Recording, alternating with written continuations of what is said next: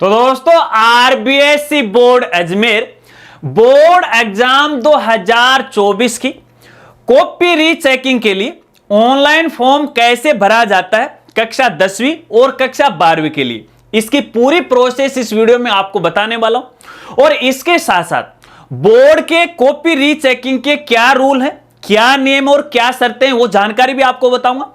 यदि आप भी कॉपी रीचेकिंग के लिए फॉर्म भरने जा रहे हैं तो सबसे पहले आपको बोर्ड के कॉपी रीचेकिंग के नियमों के बारे में जरूर जान लेना चाहिए, अन्यथा भविष्य में आपके सामने बहुत बड़ी समस्या आ सकती है। जी हां, नमस्कार साथियों, मैं हूं आपका अपना साथी राजगुरु जी। तो दोस्तों, ऐसे स्टूडेंट जो बोर्ड के रिजल्ट से नाखुश हैं तो वो अपनी कॉपी रीचेकिंग के लिए ऑनलाइन फॉर्म भर सकते हैं। अब यहां पे देखिए, बोर्ड की भाषा में कॉपी रीचेकिंग को समीक्षा या फिर स्क्रूटनी फॉर्म के नाम से जाना जाता है। हालांकि यहां पे कक्षा 10वीं और कक्षा 12वीं कॉपी रीचेकिंग के जो बोर्ड के रूल हैं वो लगभग एक जैसे ही हैं, बस फर्क है इनकी कक्षा में और सब्जेक्ट का। तो चलिए, सबसे पहले मैं आपको नियमों के बारे में बता देता हूं, फिर आगे और प्रोसेस बताऊंगा। दोस्तों, कॉपी रीचेकिंग का सबसे पहला और सबसे बड़ा नियम कि कॉपी रीचेकिंग के लिए आपको मात्र 10 दिन का समय ही मिलता है। यानी जिस दिन आपका रिजल्ट जारी होता है उसके अगले 10 दिन तक ही आप कॉपी रीचेकिंग के लिए आवेदन कर सकते हो। उसके बाद आपको मौका नहीं मिलेगा और ना ही बोर्ड के द्वारा इसकी डेट कभी बढ़ाई जाती है। तो ऐसे में उदाहरण के द्वारा आपको समझाना चाहूंगा। देखिए, फिलहाल 20 मई 2024 को कक्षा 12वीं का रिजल्ट जारी हुआ। तो कक्षा 12वीं के लिए यहां पे कॉपी रीचेकिंग की लास्ट डेट है 30 मई 2024 तक सामान्य शुल्क के साथ। फिर अगले 4 दिन और मिलते हैं लेट फीस यानी दुगुने शुल्क के साथ, तो 4 जून 2024 तक है। अब ऐसे ही यदि अपन कक्षा 10वीं की बात करें तो जिस दिन कक्षा 10वीं का रिजल्ट जारी होगा उसके अगले 10 दिन तक ही आप ये कॉपी रीचेकिंग का आवेदन फॉर्म है वो भर सकते हैं। इसके अलावा दोस्तों, दूसरा नियम देखिए, जब भी आप कॉपी रीचेकिंग के लिए फॉर्म भरोगे तो आपको एक साथ ही आवेदन करना है। एक साथ का मतलब यह है कि मान लेते हैं कि आप 2 सब्जेक्ट में या फिर 3 सब्जेक्ट में या सभी सब्जेक्ट में कॉपी रीचेकिंग है वो करवाना चाहते हैं तो आपको एक साथ ही आवेदन करना है। क्योंकि यहां पे कई स्टूडेंट एक गलती कर देते हैं कि पहले उनके दिमाग में आया कि मेरे इस सब्जेक्ट में नंबर कम है, फॉर्म को लॉक कर दिया और उसके बाद 5 दिन बाद में फिर से दिमाग में यार मेरे वो 2 सब्जेक्ट तो रह गए, चलिए मैं फिर से आवेदन कर देता हूं। तो ऐसा कतई नहीं होगा, एक बार ही आपको यहां पे आवेदन करना पड़ेगा। और एक बार जब आप फॉर्म भर के उसको फाइनल सबमिट कर देते हो तो यहां पे करेक्शन का आपको किसी प्रकार का कोई मौका वो नहीं मिलेगा। चलिए, इसके अलावा यहां पे तीसरी बड़ी शर्त, यहां पे देखिए आपके पास एक एक्टिव मोबाइल नंबर और एक्टिव मेल आईडी होना जरूरी है। हर बार ये सबसे बड़ी समस्या आती है कि बाद में यहां पे हमारा जो स्टूडेंट है कि उनके जो भी बोर्ड के द्वारा पासवर्ड जारी किए जाते हैं उनके मोबाइल नंबर या मेल आईडी पे नहीं आते हैं। क्यों? क्योंकि वो एक टेम्पररी मोबाइल नंबर को यूज करते हैं। तो स्टूडेंट को मैं यहां पे कहना चाहूंगा, आपको अपने पेरेंट्स का जो मोबाइल नंबर है वो काम में लेना चाहिए जो 24 घंटे वर्किंग मोड में हो।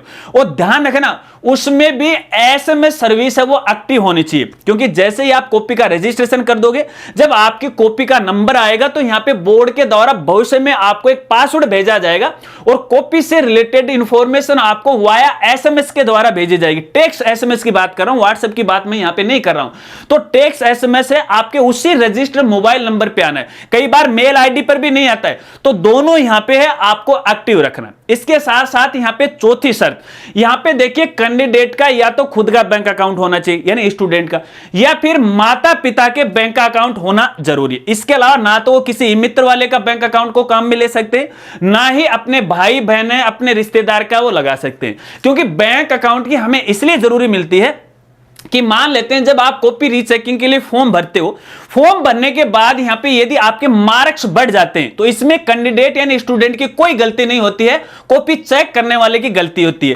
तो ऐसे में जो बोर्ड की शुल्क होती है वो वापस रिफंड वो कर दी जाती है। फीस के बारे में हम आगे बात करेंगे। तो बैंक अकाउंट होना जरूरी है। बैंक में यहां पे बैंक अकाउंट है और अपने खाता धारक का नाम है, आईएफएससी कोड है, ब्रांच का नाम है, इसी की आपको आवश्यकता वो पड़ने वाली है। और इसके इसके साथ साथ अपने यहाँ पे कुछ दस्तावेज की बात कर लेते हैं, आपको किन किन दस्तावेजों की आवश्यकता पड़ेगी। तो दस्तावेज के रूप में केवल आपकी एक फोटो युक्त आईडी प्रूफ होना चाहिए, जैसे आधार कार्ड है, वोटर आईडी कार्ड है, आपका एडमिट कार्ड है वगैरह वगैरह। केवल एक यही आईडी आपको अपलोड करना पड़ेगा, इसके अलावा किसी दस्तावेज की आपको आवश्यकता यहां पे नहीं पड़ने वाली है। अगर आवेदन शुल्क की बात करें तो यहां पे पर सब्जेक्ट 300 रुपए, बैंक चार्ज अलग होगा, 10, 20, 15 रुपए वो अलग होगा। यानी आप यदि 2 सब्जेक्ट में आवेदन करते हैं तो 600 रुपए का शुल्क लगेगा, 3 में करते हैं तो 900 का आपको यहां पे है शुल्क लगने वाला है। चलिए सबसे पहले यहां पे मैं आवेदन प्रोसेस के बारे में आपको बता देता हूं। आवेदन के लिए आपको बोर्ड की ऑफिशियल वेबसाइट पे है विजिट करना पड़ेगा, और इसके जो डायरेक्ट लिंक है, अगर आपको समस्या आती है लिंक ढूंढने में तो हमारी साइट पर भी विजिट कर सकते हो। हमारी साइट का नाम है rajgurji.com। यहां पे आरबीएससी बोर्ड का मेनू मिलेगा, थोड़ा सा आपको यहां पे नीचे आना है। नीचे आने के बाद आपको यहां पे हर प्रकार का लिंक है वो मिल जाएगा। तो यहां पे जैसे आप बोर्ड की साइट पे जाओगे तो यहां पे समीक्षा या फिर स्क्रूटनी 2024 का एक लिंक आपको देखने को मिलेगा, क्लिक कीजिएगा।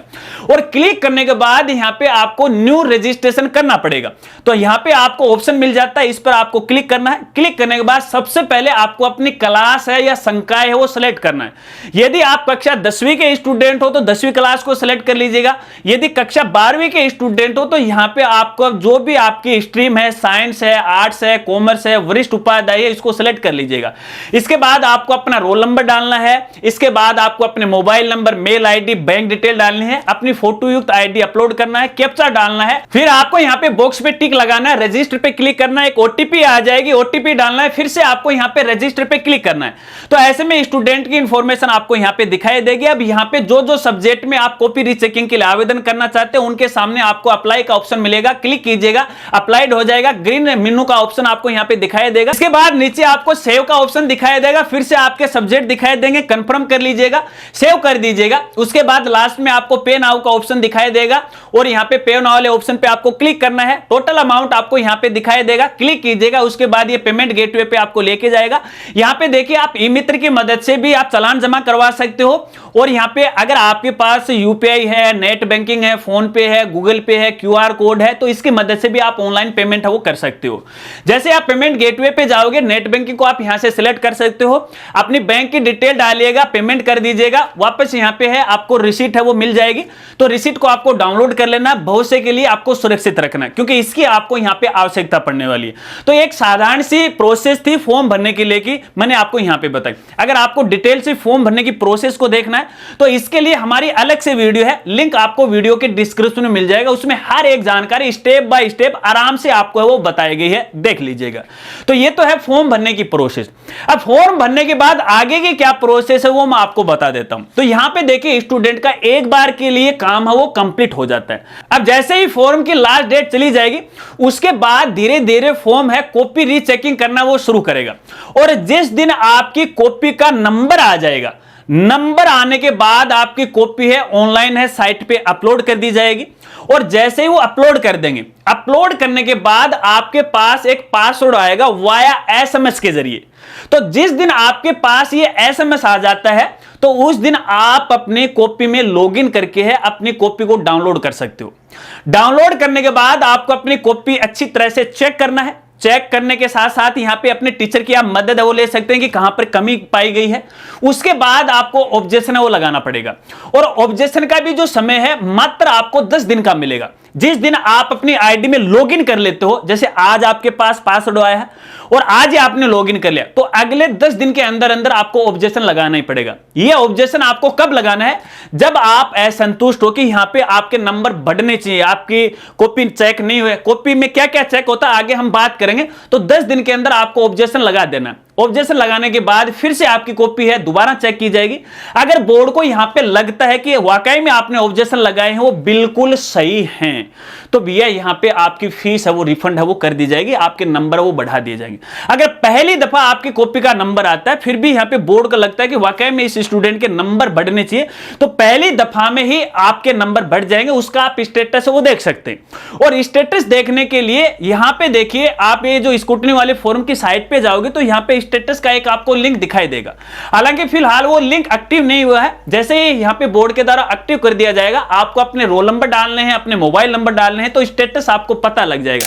अगर स्टेटस में यहां पे पेंडिंग नजर आ रखा है तो इसका मतलब यह है कि आपकी कॉपी का अभी तक नंबर नहीं है, इसमें थोड़ा टाइम लगेगा। सवाल ये उठता है कि कितना टाइम लगेगा, तो भैया कोई गारंटी नहीं, इसमें 2 महीने, 3 महीने, 6 महीने, 8 महीने का भी समय है वो लग जाता है।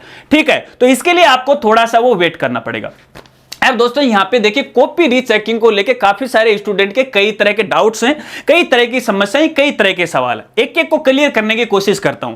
देखिए सबसे पहला और बड़ा सवाल यह है कि स्टूडेंट ये सोचते हैं कि यार मैं कॉपी रीचेकिंग का आवेदन कर दूंगा तो मेरे नंबर 100% बढ़ जाएंगे। नहीं दोस्तों, अगर आप भी ऐसा सोच रहे हो तो आप गलत सोच रहे हो, क्योंकि ये गारंटी नहीं होती है। नंबर उसी केस में आपके बढ़ने वाले हैं यदि यहां पे बोर्ड के जो भी टीचर्स के कॉपी द्वारा चेक की गई है उसने कोई गलती की है। अब कॉपी में किस तरह से नंबर बढ़ते हो आपको बताता हूं। एक तो यहां पे देखिए केजिंग में भिन्नता होती है। केजिंग के भिन्नता का मतलब ही होती है कि जैसे जो भी टीचर आपकी कॉपी चेक किए, अंदर कॉपी के अंदर जो भी क्वेश्चन दिया गया उसमें तो फॉर एग्जांपल मान लेते हैं कि वो 4 नंबर का क्वेश्चन था और 4 ही नंबर दिए, लेकिन जो कॉपी का मेन पृष्ठ होता है ना वहां पर हर क्वेश्चन के या आंसर के नंबर लिखे जाते हैं कि इतने क्वेश्चन का ये इतना नंबर स्टूडेंट को मिला है। अंदर मान लेते हैं कि 4 नंबर और बाहर उसने गलती से 2 लिख दिए या फिर 1 लिख दिए। ठीक है, तो यहां पे इसकी जांच होगी 1 नंबर। दूसरी जांच होगी यहां पे टोटलिंग में भिन्नता।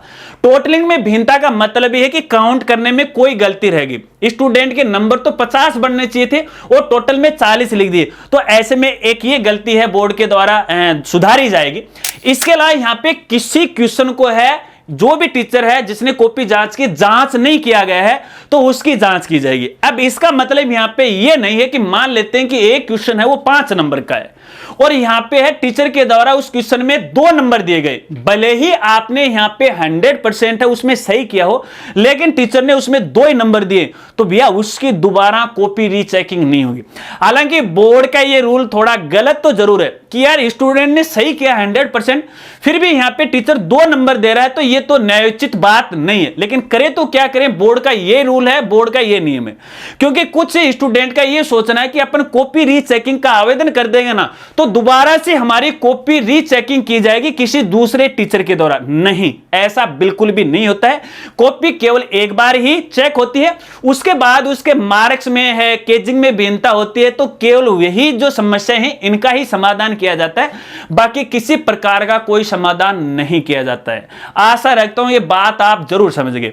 तो ऐसे में मैं स्टूडेंट को ये कहना चाहूंगा, अगर आपको 100% लगता है कि मेरे नंबर बढ़ने चाहिए थे, मैंने अच्छा परफॉर्मेंस किया है, अच्छा मैंने कॉपी के अंदर आंसर है वो लिखे हैं, फिर भी मेरे नंबर कम आए हैं, तो आपको कॉपी रीचेकिंग के लिए आवेदन करना चाहिए। अन्यथा आपको नहीं करना चाहिए, मात्र आवेदन करने से ही आपके नंबर वो नहीं बढ़ते।